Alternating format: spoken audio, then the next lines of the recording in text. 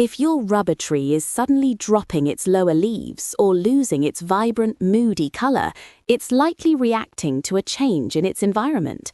While these trees are known for their tough-as-rubber leaves, they are creatures of habit that require a specific balance of light and moisture to remain lush and upright.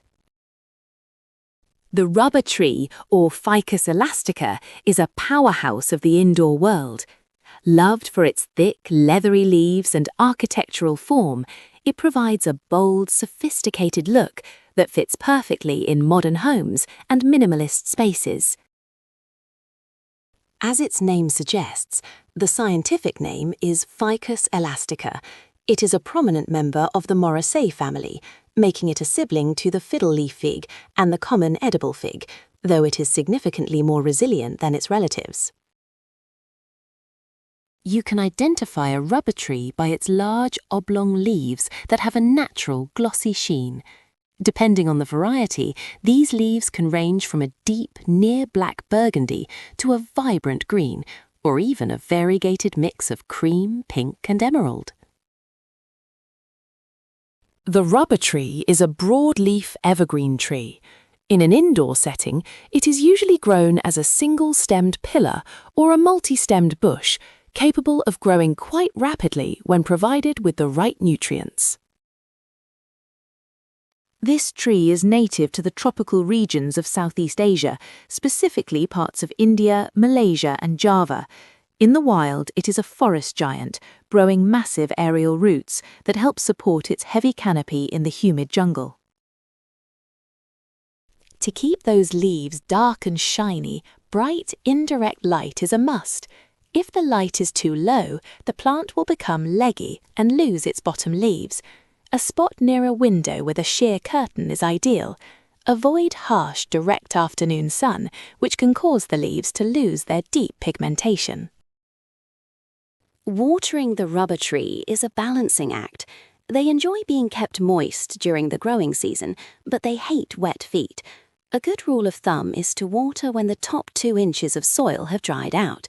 If the leaves start to droop or turn yellow, you are likely watering too frequently. Like most ficus species, the rubber tree requires a well-draining potting mix. A blend of peat moss, pine bark, and perlite works well to ensure the roots can breathe. Always ensure your decorative pot has a drainage hole to prevent water from pooling at the base. When buying a rubber tree, look for a specimen with a thick, sturdy main stem and leaves that are evenly spaced. Avoid any plants that have scarred or drooping eaves, and check the soil. If it feels like a heavy, waterlogged sponge, the roots may already be struggling. These trees can reach the ceiling if you let them. To maintain a specific height, you can prune the top, which encourages the plant to branch out and become bushier. Maintenance also includes wiping the leaves. Their large surface area is a magnet for dust, which can block light absorption. Interestingly, rubber trees rarely flower when grown indoors. In their natural habitat, they produce small, inconspicuous figs that are pollinated by specialized wasps. Indoors, the focus remains entirely on their stunning foliage. The most effective way to propagate a rubber tree is through air layering or stem cuttings. Because the plant produces a thick sap, propagation can be a bit messy, but it is a rewarding way to create new trees from a single parent plant. The rubber tree gets its name from its milky white sap, which contains latex. While it was once used commercially to produce rubber, it has since been replaced by the Brazilian rubber tree, though Ficus elastica remains a famous historical source. Beyond its decorative appeal, the rubber tree is an excellent air purifier. It is particularly efficient at removing formaldehyde from indoor environments, making it a great addition to newly renovated spaces. Here are the rubber tree's common problems. Dropping lower leaves, usually a sign of low light or a sudden temperature change. Yellow leaves, a classic indicator of overwatering. Curling leaves, often caused by low humidity or pests like spider mites. Let's recap.